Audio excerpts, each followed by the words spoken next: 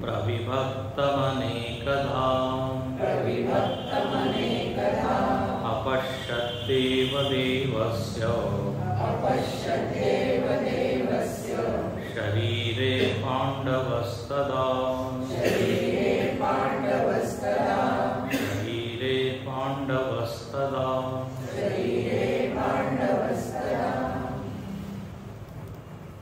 अर्जुनाने जेव्हा विनंती केली भगवंताला की मला तुमचं विश्वरूप पाहायचं आहे,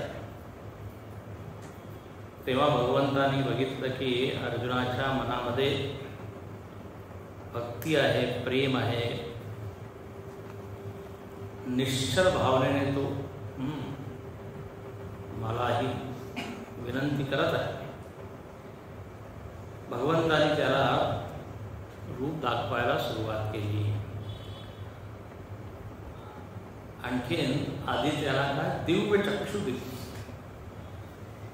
याचा अर्थ आपण बघितला आहे.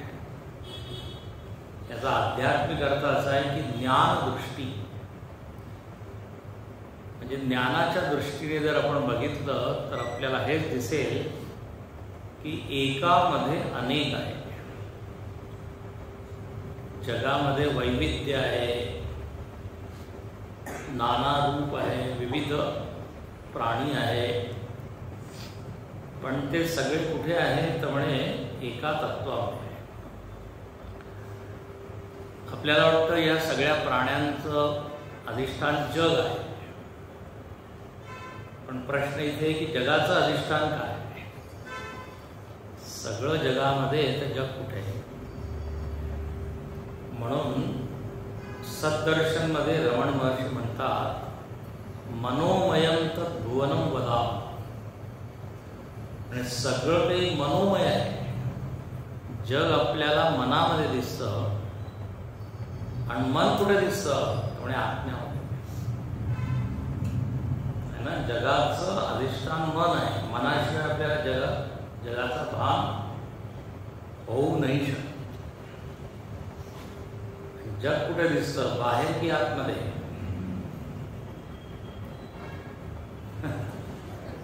बाहेर दिसतं आपल्याला, पण खरं म्हणजे आतमध्ये दिसतं. मन नसेल तर तुम्हाला काही अनुभवच येणार नाही. याच्यावर विचार करा. तर जग बाहेर नाही आतमध्ये आहे असं म्हणजे अधिष्ठान. आणि मन या परमात्म्यामध्ये आहे. म्हणून इथे म्हणतात की अर्जुनाने त्या परमात्म्यामध्ये सगळ्यांना बघितलं. असं त्यांनी विशेषही पाहिलं असेल. काल आपण याच्यावर विचार केलेला आहे. भगवंताच्या शरीरामध्येच त्याला सगळं काही दिसत आहे, पण शरीर स्वतःच काय आहे, सीमित आहे. त्याच्यामध्ये असीमित जग कसं दिसू शकतं. पण इथे सारखे येत आहे मम देहे. आत्ता एक आपण श्लोक वाचला, देवदेवस्य शरीरे इह एकस्थम. एका ठिकाणी त्यांनी सगळ्याला पाहिलं. तर असं वाटतं की भगवंताने जणू काही आपल्या देहाला असं काही दिव्य बनवलं असेल आणि त्याच्यामध्ये सगळं त्याला दिसत आहे. तत्रैकस्थं जगत्कृष्ण. काल आपण बघितलं भगवंतानी काय पाहिलं, भगवंताचं काय रूप बघितलं त्यांनी. पुढे प्रकाश स्वरूप आहे. हजारो सूर्य एकाच वेळी जर उगवले तर किती प्रकाश होईल. पाहू नाही शकत आपण. एका सूर्याला पाहू नाही शकत. तर भगवंत काय प्रकाश रूप आहे. तेव्हा प्रकाशाचा आध्यात्मिक अर्थ काय असतो, ज्ञान. अज्ञान म्हणजे अंधकार. तर देवाच्या उपस्थितीमध्ये अज्ञान राहू नाही शकत. जसं सूर्याने कधी अंधाराला पाहिलं नाही. तुम्हाला ती गोष्ट सांगितली होती ना मी. अंधाराने एकदा ब्रह्मदेवाला तक्रार केली. म्हणे हा सूर्य येतो आणखी मला पळावं लागतं. सांगितलं होतं. तर या सूर्याला काहीतरी समजू आलो. तर ब्रह्मदेव त्या अंधाराला म्हणाले, ठीक आहे, मी त्याला समजवतो. सूर्याला रागव देतो, म्हणे तू त्या अंधाराला पळवून लावतो. सूर्य म्हणतो माझी चूक झाली. त्याला पुढे इथे बोलवा, मी त्याचे पाय धरायला तयार आहे. अजूनपर्यंत अंधार आला नाही सूर्याच्या समोर, कधी होऊ नाही शकत. नाही तर कोणी विज्ञान विहाना, असं रामायणामध्ये एक चौपाई आहे. याचा अर्थ असा आहे की देवासाठी कधीच दिवस उगवतो किंवा सूर्य उगवतो असं नाही आहे. आपल्यासाठी रात्र आहे, आणखी दिवस आहे. पण त्याच्यासाठी काय, नेहमीच उजेड आहे, नित्य प्रकाश स्वरूप. जसं सूर्याला रात्र काय आहे माहीत नाही, देवाला अज्ञान काय आहे माहीत नाही. लक्षात घ्या, देव कधीच अज्ञानी नाहीये. हेच दाखवण्यासाठी इथे देवानी काय असं रूप दाखवलं, प्रकाश. आणि ते अर्जुन म्हणतो, तुम्ही महात्मा महात्मा तस्य प्रकाश तत्र एकस्थम जगत कृष्णम. संजय सगळं वर्णन करत आहे की त्या अर्जुनाने पाहिलं एकाच ठिकाणी, एकस्थम कृष्णम जगत, संपूर्ण जगत. आणखीन एक जे अधिष्ठान आहे ते तर एक आहे, पण त्याच्यामध्ये जे दिसणारी वस्तू आहे, जग, ते कसं आहे, प्रविभक्तम. अनेक अनेक विभाग आहेत, अनेकधा विविध प्रकार आहेत. या जगामध्ये आता पहा, प्राण्यांचे प्रकार आहे, वनस्पतींचे प्रकार आहे, झाडांचे प्रकार आहे, मनुष्यांचे प्रकार आहे, देवतांचे प्रकार आहे. इथे व्हेरायटी पुष्कळ आहे. आपण दुकानामध्ये जातो तर तेच दुकान आपल्याला आवडतं जिथे व्हेरायटी आहे.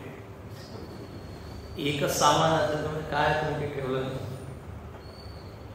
कारण कधी रंग आवडतो तर कधी डिझाईन आवडत नाही, ते आवडतं, हे आवडतं, सगळं आवडतं, पण किंमत आवडत. तर आपल्याला सगळं पाहिजे. म्हणून देवाने इथे पहा वैविध्य निर्मित केले. म्हणजे एकेका वस्तूची किती प्रकार आहे. आंब्याचे किती प्रकार आहेत. सध्या आंब्याचे दिवस आहे ना, विविध प्रकारचे. फुलांचे प्रकार, प्रविभक्तम अनेकधा. तर एका ठिकाणी तत्र, तत्र म्हणजे शंकराचार्य म्हणतात, तत्र तस्मिन् विश्वरूपे एकस्मिन् स्थितम कृष्णम. कृष्ण म्हणजे संपूर्ण जगत, अनेकधा विविध प्रकारे हे उपस्थित आहे जग, ते पाहत आहे तो. शंकराचार्य अनेकधा म्हणजे देव पितृ मनुष्यादि भेदैही. काही प्राण्या म्हणजे जे जीव आहे, सजीव, त्यांचं नाव घेतलं मनुष्य वगैरे. अपश्यत देवदेवस्य शरीरे पांडवस्तदा. तदा म्हणजे तेव्हा, तेव्हा म्हणजे केव्हा, जेव्हा देवाने दाखवायला सुरुवात केलं तेव्हा. याचा अर्थ असा आहे, स्वतःहून आपल्याला हे कळत नाही, देवाची कृपा असेल तेव्हाच हे सगळं आपल्याला उमजतं, समजतं, आकलन होतं. त्यामुळे यदा तदा पांडव अपश्यत, पांडवांनी पाहिलं. अरे पांडव म्हणजे पाची पांडव नाही, हे फक्त अर्जुनाचे. इंग्रजीमध्ये काय म्हणतात, एक्सक्लुसिव्हली, फक्त. कुठे कुठे असं फक्त यांचाच प्रवेश. फक्त अर्जुनालाच ती दिव्य दृष्टी दिलेली आहे. त्यामुळे पांडव त्यांनी पाहिलं. कुठे पाहिलं, देव देवस्य शरीरे. देवाचं नाव आहे का देवदेव. देवदेव म्हणजे काय? देवांचा देव, सगळ्या देवांचा देव. म्हणजे देवताला पुष्कळ इंद्र चंद्र वरुण सूर्य सगळ्यांवर जो शासन करतो तो ईश्वर. हरे हे शंकराचार्य इथे करा हरे हरी, कारण मागच्या श्लोकाला हरी आलं होतं ना. त्या हरी कृष्णाच्या शरीरामध्ये सगळं काही त्यांनी पाहिलं. आता इथे पहा, पूर्ण या अध्यायाचा एकच मुद्दा आहे, त्यामध्ये एकच प्रयोजन आहे की एक इथे सत्य आहे आणि त्याच्यामध्ये हे जगत भासमान आहे. आता इथे जगामध्ये काय काय वस्तू आहे तर त्याची एक यादी आहे बस. आणि जणू काही देवाची स्तुती आहे की तुम्ही किती गोष्टी तुमच्यामध्ये सामावून घेतल्या, किती अनंत वस्तू व्यक्ती सगळ्यांना तुम्ही आधार दिलेला आहे, सगळ्यांना जीवन दिलेलं आहे. हा इथे मुख्य मुद्दा आहे. इथे दुसरा काही विचार नाही. आणि जगामध्ये काय काय प्रकार आहे, किती प्रकार आहे. इथे पण नवरस आहे, षडरस आहे. किती रंग आहे? 7 रंग आहे. असे प्रकार आहे सगळ्या गोष्टींचे. आणखी काय? किती प्रकारचे प्राणी आहेत? तर म्हणजे 4 प्रकारचे प्राणी. उद्भिद स्वेदज अंडज जरायू. किती योनी आहे? तर म्हणजे 84 लक्ष योनी आहे. तर हे सगळं काही तुझ्यामध्ये आहे. आता बा संजय वर्णन करत आहे की जेव्हा अर्जुनाने असं हे दिव्य रूप पाहिलं तर त्याला विस्मय होत आहे, आश्चर्य. काल आपण पाहिलं ना, सर्व आश्चर्यमय, सगळं काही आश्चर्य आहे.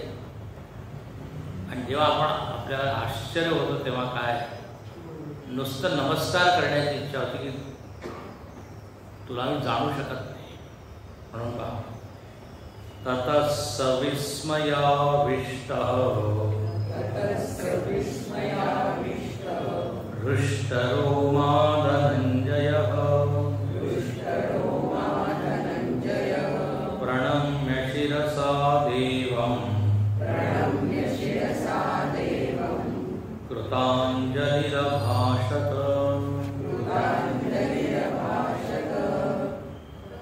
ततः विस्मयाविष्टो हृष्टरोमा धनञ्जयः कृताञ्जलिरभाषत. म्हणे हे दृश्य अद्भुत होतं. विस्मयाविष्ट, विस्मय त्याच्या हृदयामध्ये प्रवेश केला. विस्मय म्हणजे आश्चर्य. म्हणजे कसं होऊ शकतं, बुद्धीने तर काही समजू शकत नाही. विचार केल्यावर कळतं आहे, बुद्धीच्या पलीकडचा हा विषय आहे. अगदी तो काय झाला, एकीकडे आश्चर्य होत आहे, रोमांचित होत आहे. रोमांचन त्याला चांगले वाटत आहे.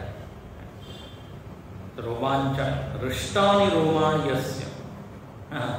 हृष्टरोम म्हणजे काय, हे जे रोम आहे ना ते जेव्हा असे उभे होतात त्यामुळे हृष्टपुष्ट झाले, हर्षित झाले, प्रसन्न झाले, जो उभे राहिले. शरीरामध्ये असं रोमांच, अष्टसात्विक भाव आहे ना त्याच्यामध्ये एक भाव रोमांच आहे. अश्रुधार, गळा अवरुद्ध होणे, मूर्छा, आणखी एकदम स्तब्ध होणे, सुचतच नाही. कधी कधी आपल्याला अशी की बातमी येते एकदम काय तो गुंग, काय म्हणतात, मतिगुंग असं आहे. तर इथे दिव्य रूप पाहिल्यामुळे त्याला असं होत आहे. म्हणे आता फक्त बस नमस्कार करण्याची इच्छा आहे. प्रणम्य शिरसा तो अगदी डोकं वाकून पूर्णपणे तो नमस्कार करत आहे. आणखीन हे पहा असं आहे, जेव्हा आपण महिमा पाहतो तर नमस्कार आपोआप होतो. तिथे तुम्हाला सांगावं नाही लागत की नमस्कार करा. इंग्रजीमध्ये एक वाक्य आहे ना, respect is never demanded, is commanded. म्हणजे जो आदर आहे, तुम्ही मला आदर द्या, तुम्ही मला नमस्कार करा, एक दोन वेळा तो करेल, त्यानंतर मग पाहिल्याबरोबर तिकडून निघून गेली. ही व्यक्ती फारच अभिमानी आहे. स्वतःहून जेव्हा आपण नमस्कार करतो तो नमस्कार करा.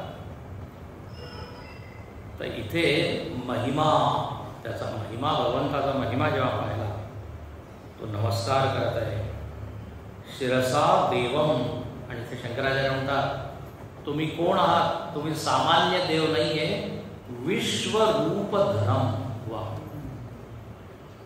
शंकराचार्य एकदम सटीक प्रसंगानुसार विश्वरूप धारण करणारे आता हे भाष्यकाराने नाव दिलं, विश्वरूपधरम. अर्जुनाने अशा या भगवंताला नमस्कार केला. कृतांजली. कृतांजली म्हणजे काय? हात जोडून. नुसतं मनाने नाही, म्हणे फक्त मनाने नमस्कार करतो. अरे मनामध्ये भावना आहे तर ती अभिव्यक्त झाली पाहिजे ना. नाही, आमची श्रद्धा आहे, प्रेम आहे,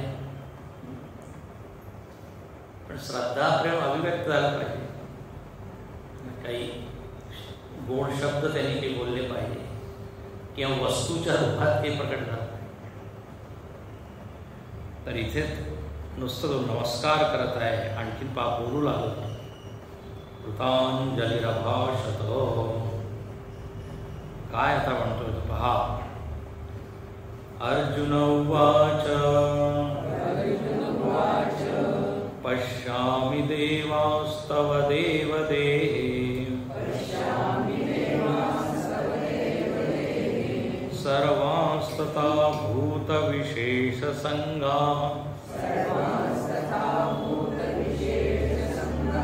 ब्रह्माणमीशं कमलासनस्थं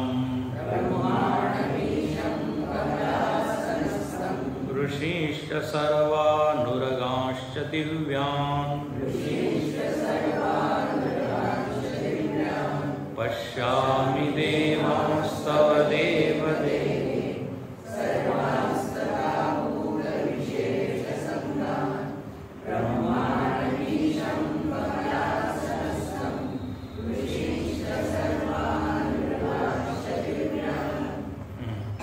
आतापर्यंत संजयचं वाक्य होतं. आता अर्जुनाचा स्वतःचा अनुभव तो सांगत आहे. म्हणून ते भाष्यकार म्हणतात, कथम यत्त्वया दर्शितं विश्वरूपं तदहं पश्यामि इति स्वानुभवम् आविष्कुर्वन्. तुम्ही जे विश्वरूप मला दाखवत आहात, आता मी ते कसं पाहत आहे, आता मी स्वतःहूनच वर्णन करतो. आणखीन तो आपला अनुभव सांगत आहे. आता बाई इथे क्रियापद काय आहे? पश्यामी. अहम पश्यामी, मी पाहत आहे. काय पाहत आहे? तर म्हणे देवांस्तव देवदेहे. तुझ्या देहामध्ये, हे देव ना, अर्जुनाने संबोधन केलं, हे देव, तुझ्या देहामध्ये मी देवांना पाहत आहे. अनेक देवा. म्हणजे इथे अर्जुनाने सुरुवात केली करून देवलोकापासून. देवलोकामधील जेवढे राहणारे लोक आहेत, देवसृष्टी, त्या सगळ्या लोकांचं वर्णन इथे केलं आहे. म्हणजे त्यांना मी पाहत आहे. काल आपण पाहिलं अष्टवसू, द्वादश आदित्य, एकादश रुद्र, अश्विनी कुमार, त्याच्याशिवाय अनेक आहेत. हे तर नुसते फेमस लोक आहेत. तिथे लोकसंख्या पुष्कळ आहे. मुख्य आता इथे वर्णन करतात की मी सगळ्या देवतांना पाहत आहे. त्याचप्रमाणे भूत विशेष संगा, जे भूत प्राणी जे आहे त्यांना सुद्धा मी पाहत आहे. त्यांचे समूह पाहत आहे. संगा समूह, मनुष्यांचा समूह, प्राण्यांचा समूह, सगळ्यांचा समूह. आणखीन आता पहा कोणकोणचे देवांना मी पाहत आहे. तर सुरुवात तो करत आहे ब्रह्मांडमीशम, म्हणे मी ब्रह्मदेवाला पाहत आहे. ब्रह्मदेवाला पाहत आहे. आणखीन ब्रह्मदेव कुठे बसलेले आहे मी पाहत आहे? कमलासन. शंकराचार्य म्हणतात चतुर्मुखम, पृथ्वी पद्ममध्ये मेरुकर्णिका सनस्थम इत्यर्थम. थोडे त्याचा आध्यात्मिक अर्थ केला. म्हणजे पृथ्वी रूप कमळामध्ये मेरुरूपी कर्णिकावर विष्णू बसले, ब्रह्मदेव बसले. कर्णिका म्हणजे कमळाचं जे असतं ना, कमळ ना देठा, तर ते मेरू पर्वत आणि वर काय म्हणे पृथ्वी आणि त्याच्यावर ब्रह्मदेव असं त्यांनी वर्णन केलं. किंवा साधारण रूप आपण काय बघतो ते विष्णू झोपलेला आहे, त्याच्या नाभीमधून कमळ निघालेलं आहे, त्याच्यावर ब्रह्मदेव बसले. पण आता विष्णूला जर काय असं बाजूला झोपायचं असेल तर त्याला असंच झोपायचं. ब्रह्मदेव पडतील. ब्रह्मदेव म्हणजे तुम्हाला असंच झोपाय. चित्र पाहायचं आहे. आणि एवढ्याशा कमळावर चतुर्मुख ब्रह्मा कसे काय बसतात, असे लोकांना प्रश्न येतात. खरं म्हणजे आता सगळ्याचा तो आध्यात्मिक अर्थ आहे. कधी सांगेन विष्णू म्हणजे कोण आहे? अनंत व्यापक तत्व आहे. आणि नाभी म्हणजे अंतरिक्षच नाभी आहे. नाभ्या आसीद अंतरिक्ष.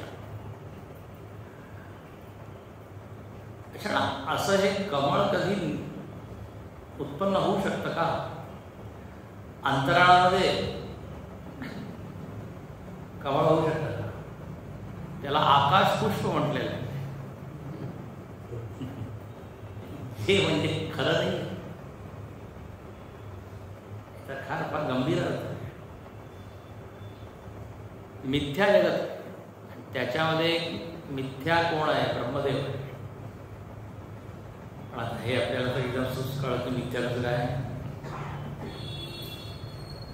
तिथे एक नुसतं असं समजू शकता की ब्रह्मदेवाचं मूळ सुद्धा विष्णू आहे. विष्णू परमात्मा आहे, त्याच्यामधून ब्रह्मदेव निघाले. ब्रह्माला सांगितलं तुम्ही सृष्टी करा, तर तो सृष्टी करता झाला. पण ब्रह्मदेव सुद्धा त्याच्या अधीन आहे, तो परमात्मा नाही. म्हणजे पहा, ब्रह्मदेव अवलंबून कोणावर आहे? विष्णूवर आहे. विष्णूमधून तो उत्पन्न झाला असं ते सांगायचं.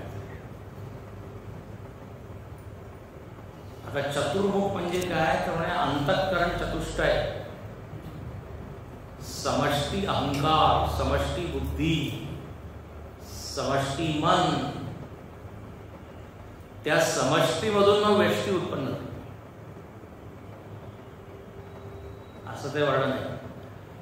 उपनिषदांमध्ये येतं ना, जग पहिल्या अव्यक्त आहे, मग तिथून महत्तत्व उत्पन्न झालं. महत्तत्व हेच आहे ब्रह्मदेव. आणि त्या ब्रह्मदेवाने संकल्प केला तर मग हे सगळं उत्पन्न झालं. असं बरंच काही आहे त्याच्यामध्ये. जेव्हा आपण काही वेदांताचा विषय पाहू ना, तेव्हा त्याच्यावर चर्चा करू. इथे तर नुसतं आनंद घ्या विश्वरूपाचा. काय काय दृश्य येत आहे. चॅनल सुरू झालेले, ब्रह्मांडमीशम कमलासनस्थ, कमळावर बसलेले. पौराणिक वर्णन आहे, पौराणिक पुराणामध्ये. आणि मग आणखीन तो काय पाहतो,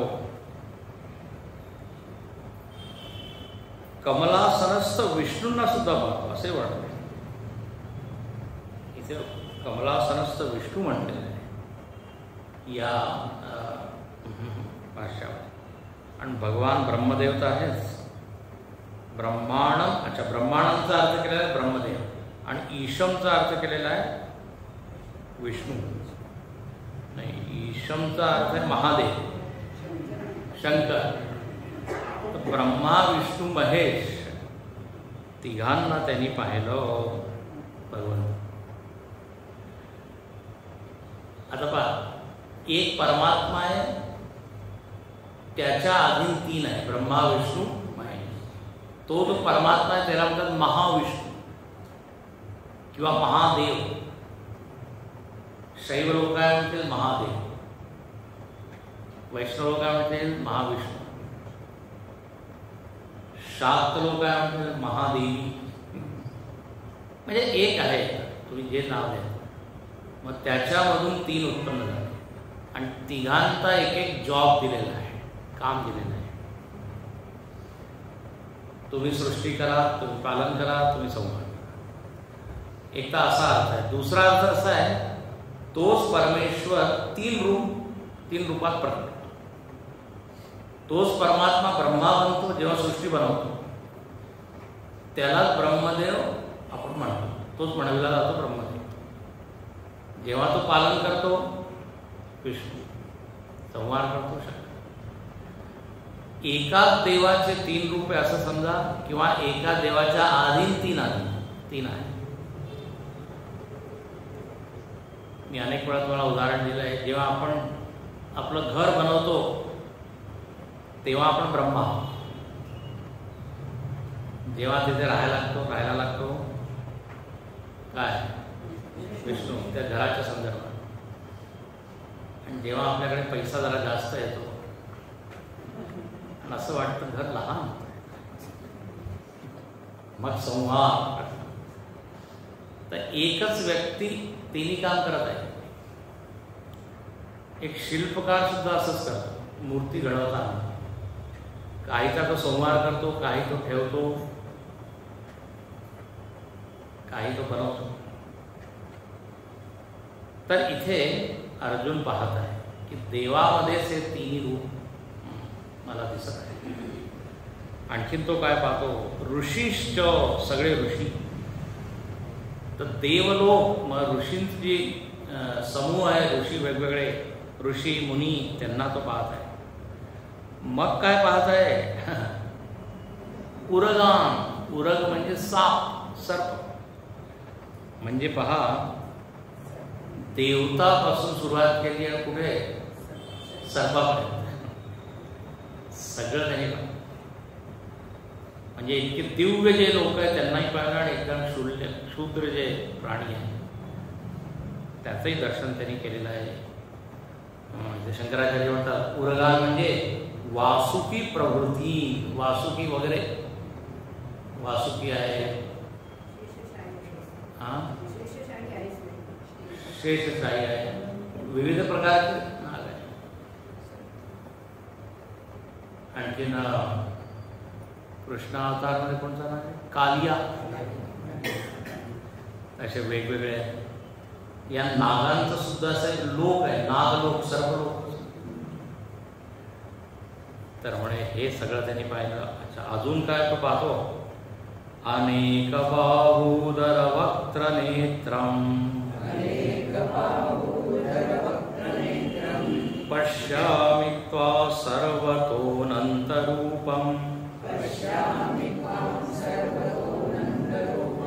नान्तं न मध्यं न पुनस्तवादीम्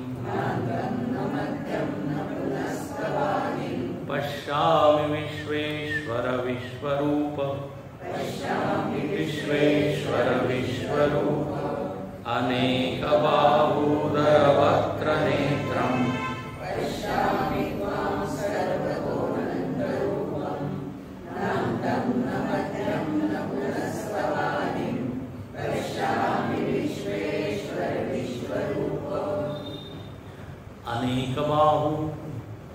अनेक हात तो पाहतो. तुम्ही पाहिलं तर चित्र लोक बनवतात म्हणजे उचाऱ्यावर अनेक हात भगवंताचे, मग अनेक उदर पोट. आता असं चित्र जर काढा गेलं फार विचित्र चित्र. त्या चित्रामध्ये पोट तर एकच आहे बाकी हात पुष्कळ. आता हजारो जर पोट असेल आपण कसं दिसेल विचित्र. कारण सगळंच अनेक अनेक. तर इथे अर्थ काय माहिती आहे, जेवढे पोट आहे ते त्याचेच आहे. काल मी सांगितलं होतं सगळे हात त्याचेच आहे. सर्व भूतात्मा, सगळ्या भूतांचा तो आत्मा आहे. तर जेवढे हात पाय डोळे मुख कान नाक हे सगळे जे काम करत आहे त्याच्यामुळे, म्हणून खरा मालक तो आहे. अनेक बाहुधर. आता पहा परत तुम्ही स्वप्नाचं उदाहरण पहा. स्वप्नामध्ये तुम्हाला अनेक लोक दिसत आहे.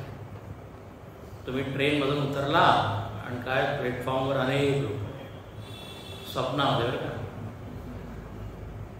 जेव्हा जागे व्हाल तेव्हा तुम्हाला काय कळेल, ते सगळे हातपाय कोणाचे अनेक बाहुधर वक्र होता की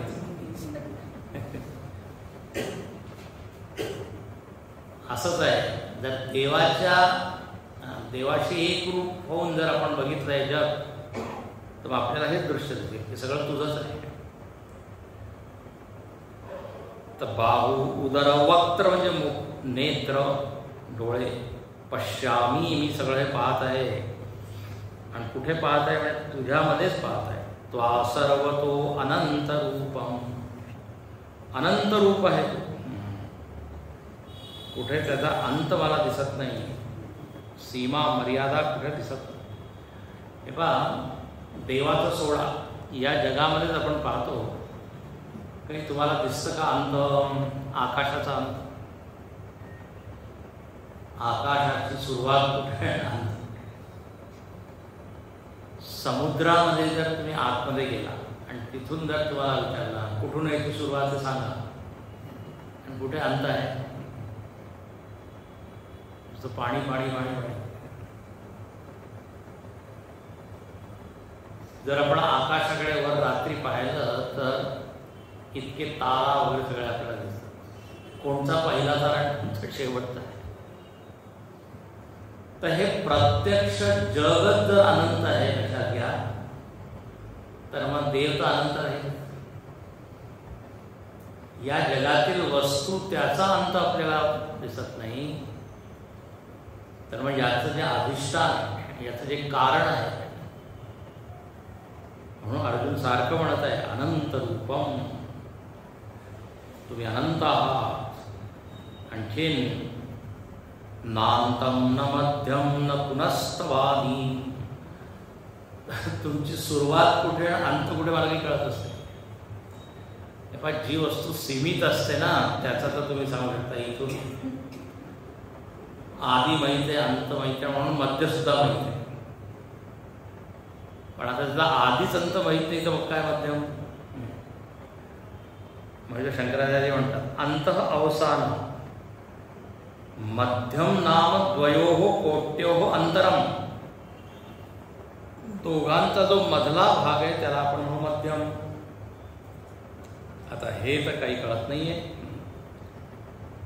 भारताला जर पाहिलं तर उत्तर भारत, दक्षिण भारत, मध्य भारत असं सांगू शकतो. पृथ्वीचे सांगू शकतो. काय म्हणतात ते उत्तरी ध्रुव, उत्तर ध्रुव, दक्षिण ध्रुव, मध्ये ती भूमध्य रेखा म्हणतात. अक्षांश रेखा,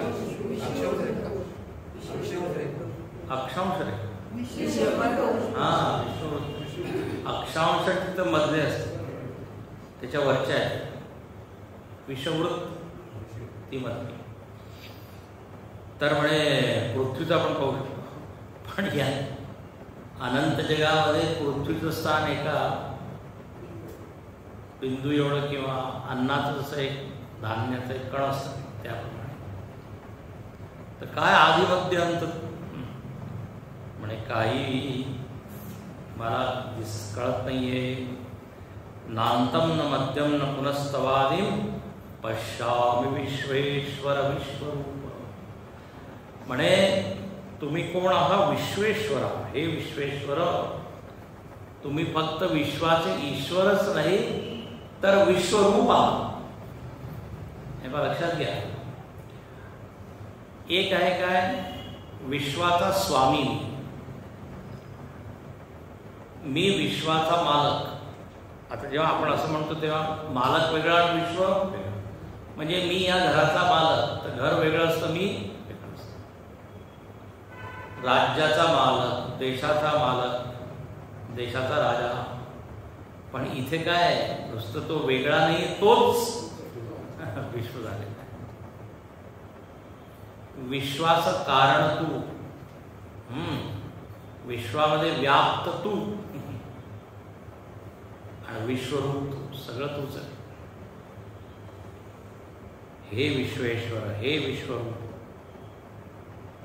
तर अर्जुन पहा किती भाग्यवान आहे, त्याला हे सगळं समजत आहे, कळत आहे, दिसत आहे. आणखीन तो काय म्हणताय? हा, सद्दर्शन झालंय त्याला, बरोबर. अच्छा, आता अर्जुनाने देवाने थोडंसं चॅनल बदललं. देव काय दाखवतो म्हणे या विश्वरूपात आहे, पण एक छोट्या रूपात सुद्धा आहे. नारायण रूप सर्व प्रसिद्ध. तर पहा पुढे, किरीटिनं गदिनं चक्रिणं च तेजोराशिं सर्वतो दीप्तिमन्तं पश्यामि त्वां दुर्निरीक्षं समन्तात् दीप्तानलार्कद्युतिमप्रमेयम् किरीटिनं गदिनं चक्रिणं च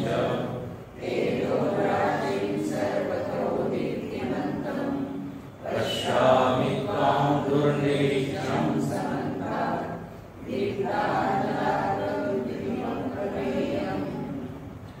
आता भगवंताने थोडंसं वेगळं रूप दाखवलं. किरीटिनम, किरीट म्हणजे काय? शंकराचार्य म्हणतात किरीटम नाम. हे पहा, सगळ्याला एकदम ते परिभाषा देतात. किरीटम नाम शिरोभूषण विशेष तद यस्य अस्ति इति स किरीटी. डोक्यावर एक विशेष आभूषण, दागिना किंवा एक विशेष काय मुकुट, त्याला म्हणतात किरीटी. तर म्हणे मुकुटधारी असं मी तुम्हाला पाहत आहे. आणखीन गदिनम, गदिनम म्हणजे गदा यस्य असती, गदा धारण केलेली आहे. आणि गदा आणखीन दुसऱ्या हातात काय? चक्रम, चक्रिणम. म्हणून विष्णूचं नाव आहे चक्रपाणी. तर भगवंताचं असं नारायण रूप, हरी रूप, शंखचक्र गदा पद्म. आता हे शंख आणि चक्राचं नाव घेतलंय म्हणजे आता तुम्ही अनुमान करून घ्या. पद्म आणखी शंखही असेल.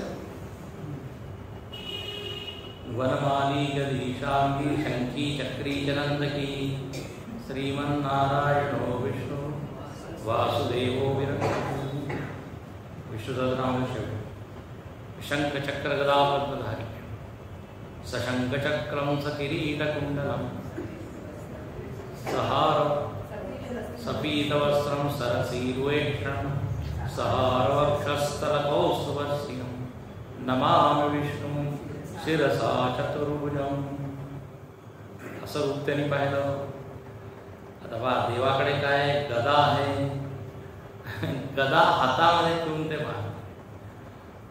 आता जर तो राक्षस असुर पळत आहे, देवाने दुसरं चक्र, माझ्याकडे दुसरं चक्र पाहिलं. मिसाईल आहे, मिसाईल काल बसायचं ब्रह्मोस. चक्र आहे, आता रामाकडे बाण आहे. दोन प्रकारचे अस्त्रशस्त्र आहे. एक तर हातामध्ये धरून लढतात, लढाई करतात, त्रिशूल, तलवार, आणि दुसरं म्हणजे भाला फेकून चक्र. दुर्वासा ऋषीच्या पाठीमागे है ना चक्र लावलं. तर म्हणे तुझं हे रूप सुद्धा मला दिसत आहे, आणि या रूपामध्ये काय मी पाहत आहे, म्हणजे खूप तेज आहे. तेजोराशिम सर्वतो दीप्तिमंतम. सगळीकडे नुसतं प्रकाशच प्रकाश, दीप्ती, तेज आहे. आणखीन अग्नी आहे. तीन तीन गोष्टी सांगितल्या आहेत. दीप्त, अनल, अर्क. अनल म्हणजे अग्नी, अर्क म्हणजे सूर्य. सूर्याप्रमाणे, सूर्यावर जसा तेज आहे तसा तेज मला तुमच्यावर दिसत आहे. आणि ही धगधगत्या अग्नीचा प्रकाश, तळपणारा जो सूर्य आहे त्याचा प्रकाश, त्याच्यामध्ये एवढी काय म्हणतात प्रखर आहे ते की मला पाहलं जात नाहीये. दुर्निरीक्ष. दुर्निरीक्ष म्हणजे डोळ्यांनी पाहणं अशक्य झालं. दुर्निरीक्ष. पश्यामि त्वां दुर्निरीक्षं समन्तात्. ही फार सुंदर खरं म्हणजे काव्य आहे. पूर्ण 11वा अध्याय, छान कविता आहे. व्यास महर्षी, आणि त्यात वर्णन करण्यामध्ये त्यांना आनंद आहे वेगवेगळे विषय. तर म्हणजे असं दीप्तिमान असं हे रूप अर्जुनाने बघितलं. अच्छा, आता हे तर झालं प्रत्यक्ष. आता इथे पुढच्या श्लोकावर शंकराचार्य म्हणतात की इति एव ते योग शक्ती दर्शनात अनुमिनोमी. हा अनुमिनोमी म्हणजे अनुमान करत आहे. आता पुढच्या श्लोकामध्ये अर्जुन काय देवाचा अनुमान करत आहे. अनुमान म्हणजे काय? आता साधारण अंदाज, पण अंदाज नाही. हवामानाचा अंदाज ठीक आहे, पण देवाचा अंदाज, अंदाज नाही चुकीचा येईल, बऱ्याच वेळा चुकीचा होतो. हवामानाचा अंदाज 2 दिवसानंतर पाऊस येणार आणि मग आपण बाहेर जाऊ शकतो, म्हणजे येणार नाही. अंदाज चुकीचा असतो. तर अनुमान एक खरं म्हणजे विशिष्ट एक पारिभाषिक शब्द.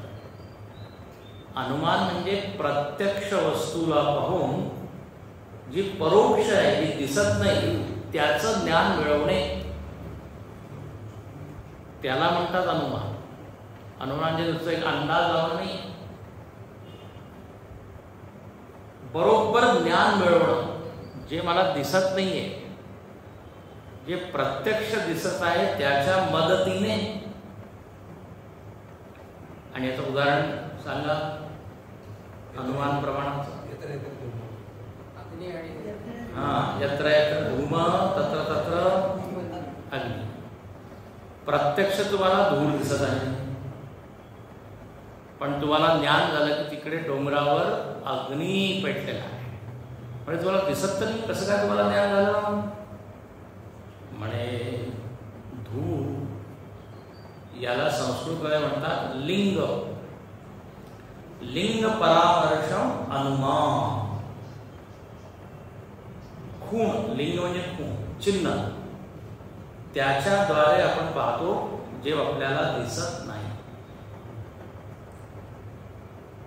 वैज्ञानिक लोक आपला जे सगळं शोध करतात तर असंच करतात. प्रत्यक्ष ते पाहतात आणि मग कॅल्क्युलेशन करून पुढचं सांगतात, जे आज मला माहीत नाहीये. आता सूर्यग्रहण, चंद्रग्रहण आजच तर सांगतात. 2 वर्षानंतर या तिथीला एवढ्या वेळा ग्रहण होईल. कसं सांगितलं? त्यांनी सूर्य चंद्र याच्या गतीचा अभ्यास केला, कारण ते त्याला प्रत्यक्ष ते बोलू शकतात. आणि मग इतक्या दिवसात हे कुठे कुठे कुठे कुठे जाते, मग त्यांनी तो अनुभव केला. आणि जर याला म्हणतात संबंध पाहणे, व्याप्ती म्हणतात. व्याप्ती म्हणजे असं धूर आणखीन अग्नी याचा संबंध लोकांनी पाहिला आहे. लक्षात घ्या, ज्यांनी प्रत्यक्षामध्ये धूर आणखीन अग्नीचा संबंध पाहिला आहे तोच धुराला बघून अग्नी आहे सांगू शकतो तुम्ही.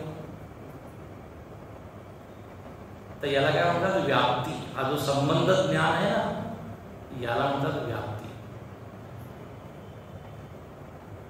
आता हे सगळे टेक्निकल शब्द आहे. जर ही व्याप्ती बरोबर असेल तर अनुमान बरोबर असेल. तर इथे काय म्हणत आहे अर्जुन की प्रत्यक्ष मी पाहिलं, आता जे तुम्हाला मी प्रत्यक्ष पाहिलं याच्यावरून मी अनुमान करू शकतो की तुम्ही कोण आहात. असं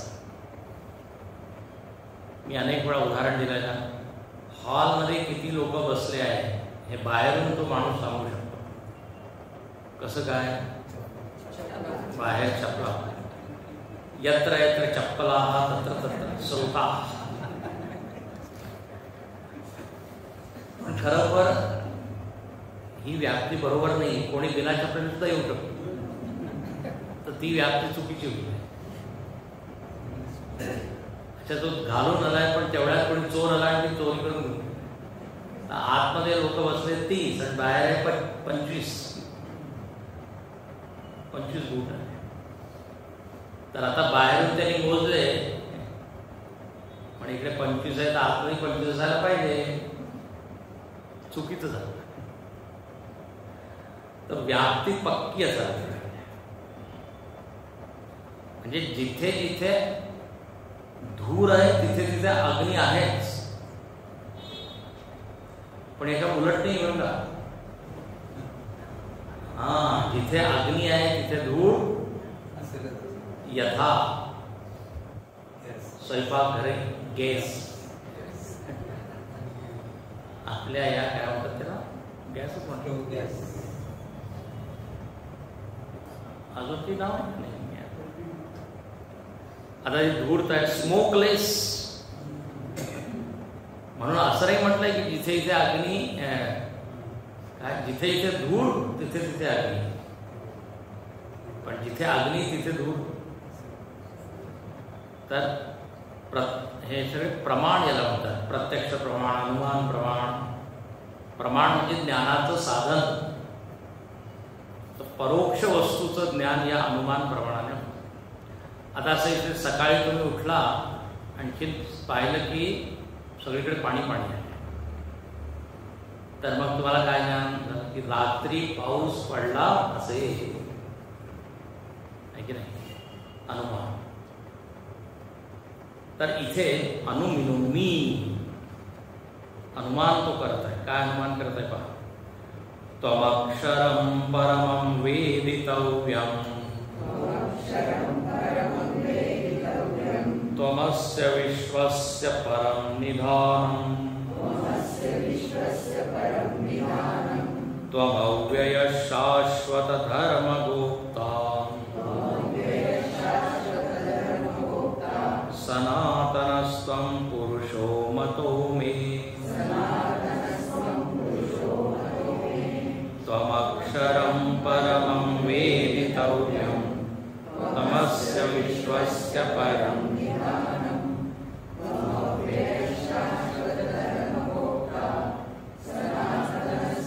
पुरुषो मतो मे. आता अर्जुन म्हणत आहे तुमचं हे प्रत्यक्ष रूप पाहून आता माझं सुद्धा एक मत मी निश्चित केलं आहे. मतो मे मतः. अर्जुनाचा सुद्धा एक निश्चय झाला. मत म्हणजे काय, निश्चय. म्हणे आता मला असं वाटतं की तुम्ही कोण आहात.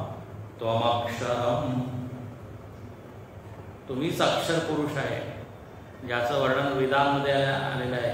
अक्षर न क्षरती इति अक्षरम, ज्याचा नाश होत नाही. अक्षरम ब्रह्म परमम, तर म्हणजे तुम्हीच ते अक्षर पुरुष आहात, अक्षर आहात, तुम्हीच परम आहात. कारण हे जग ज्याची निर्मिती तुम्ही केली, जर हेच अक्षर आहे म्हणजे ह्याचंच ते आधी अंत दिसत नाही, तर मग तुम्ही तर निश्चितच याच्यापेक्षाही श्रेष्ठ, सूक्ष्म, उच्च अशा. आणि वेदितव्यम, वेदितव्यम म्हणजे वेदितव्यम जाणण्यास योग्य. जसं आपण गंतव्य म्हणतो, मला तिथे जायचं आहे, माझं गंतव्य आहे.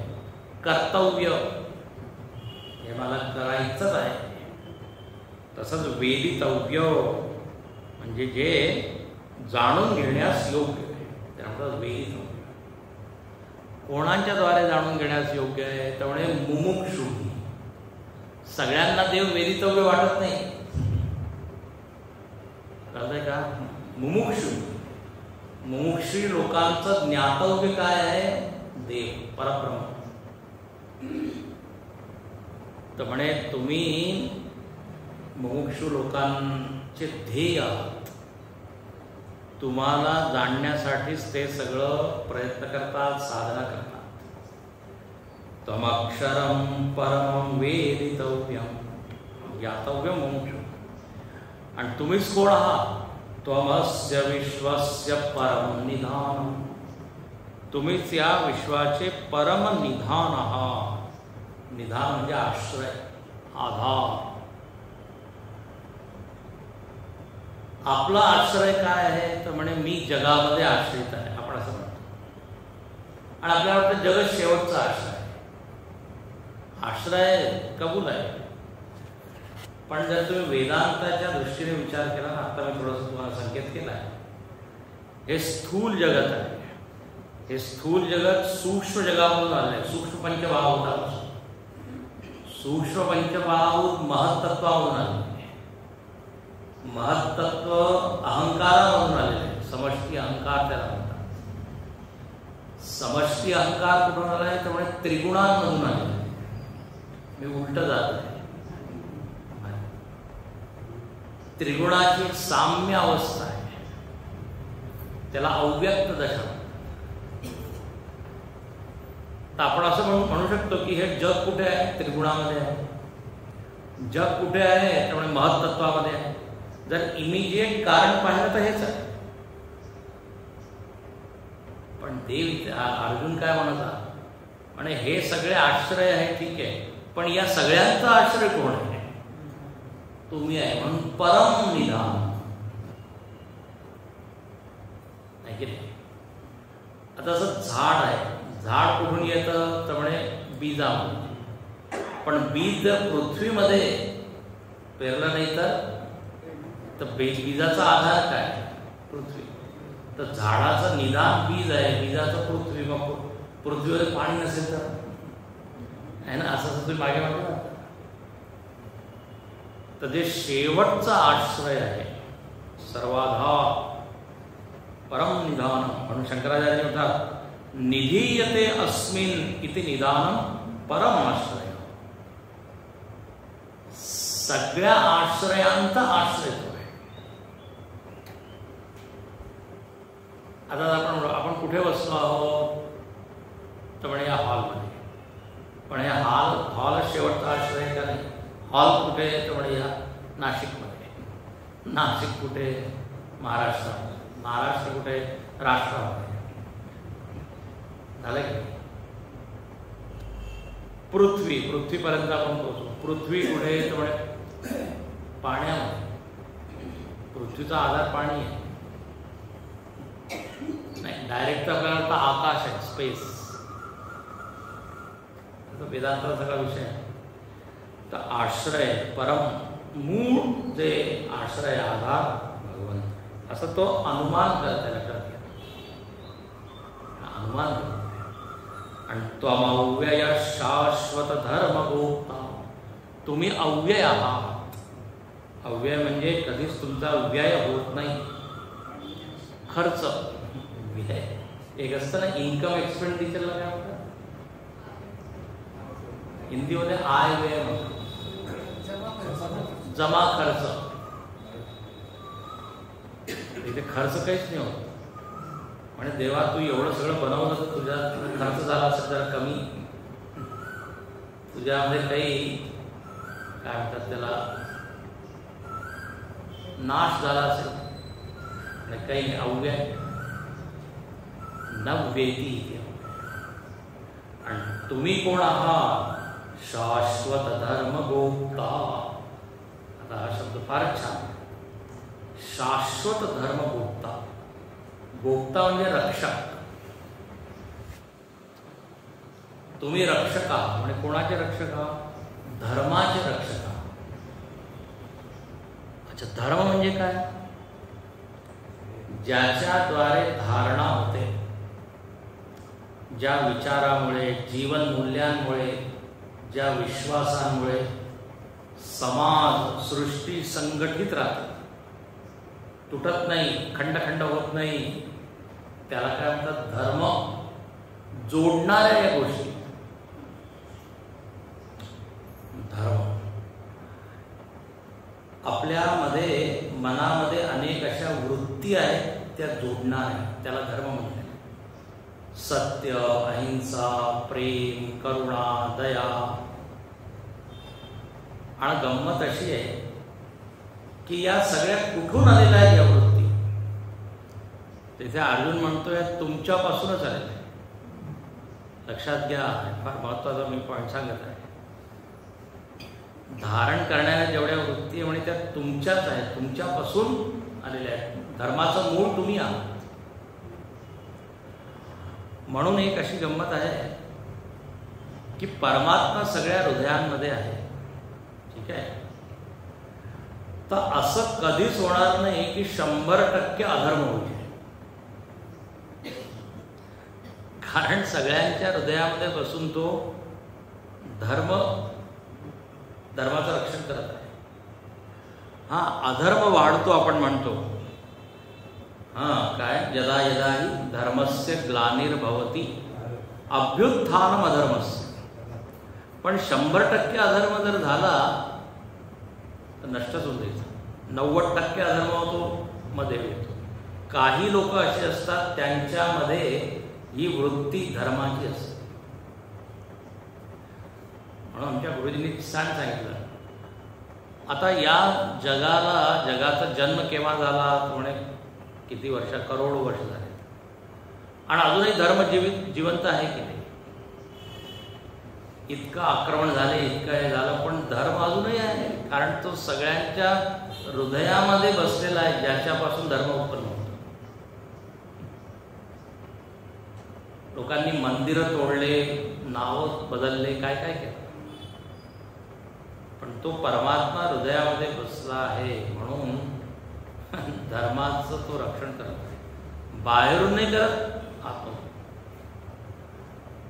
आणि जेव्हा फारच जास्त वाढतो तेव्हा बाहेरूनही येतो तो अवतार.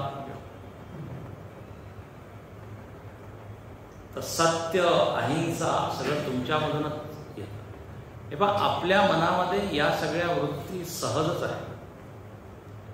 खोटं बोलणं हे जरा नैमित्तिक आहे. सहज काय? सत्य. कोणाला जर आपण दुःखी पाहिलं तर सहज मनामध्ये एक वृत्ती येते की याची मदत केली पाहिजे. तर हे धर्म आहे. ही वृत्ती आली कुठून? अंतर्यामी होती. म्हणून विचार करा, इथे जे सांगितलंय की तू धर्माचा मूळ आहे, एवढंच नव्हे तू रक्षक आहे. आणि हे धर्म कसा आहे? शाश्वत.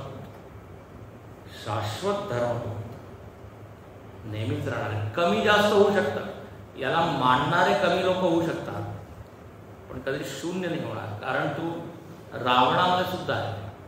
रावण जेव्हा सीतेला चोरायला जात होता, हरण करायला, तेव्हा सुद्धा त्याच्या मनामध्ये आवाज आला होता, म्हणे हे मी चूक करत आहे, असं आलं होतं.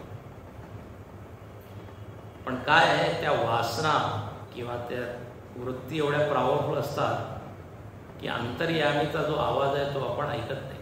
अनेक वेळा होतं. तर सगळ्यांमध्ये बसून तो काय करत आहे? रक्षण करत आहे. म्हणून इथे अर्जुन म्हणतो शाश्वत धर्मभोक्ता सनातनम त्वम पुरुषो मतो. तू सनातन आहे, नित्य आहे. ठीक आहे, इथे आपण थांबू. उद्या होऊ पुढचं. शंकर शंकर